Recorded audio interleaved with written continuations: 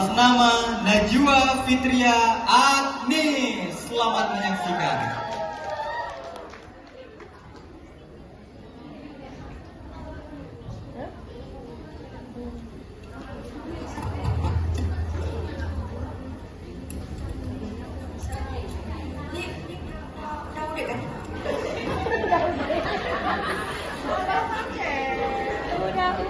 Udah nih cepat.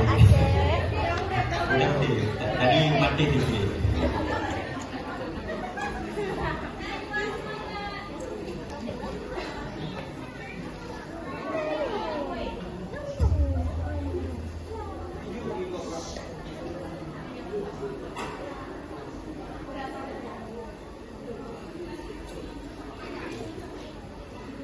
Assalamualaikum warahmatullahi wabarakatuh. Saya Najwa Fitria Agnes dari Prodi Pendidikan Bahasa dan Sastra Aceh ingin menceritakan sebuah dongeng yang berjudul Si Miskin. Di bajah tempat sawah kampung di Nangro Aceh, budaklah si Dro Ani Inam yang bernama Si Boida. Si Boida, si Dro Ani yatim piatu, budak gasing dalam kampungnya. Sapi dihina oleh orang kampung, tapi dihantam dibalah dengan dari berbagai. Kampungnya tengah musim hukum, gara-gara musim hukumnya, orang kampung gagal panen, tak sambung burung, terulah naik Tuhan, tidak lagi makanan bagi orang kampung.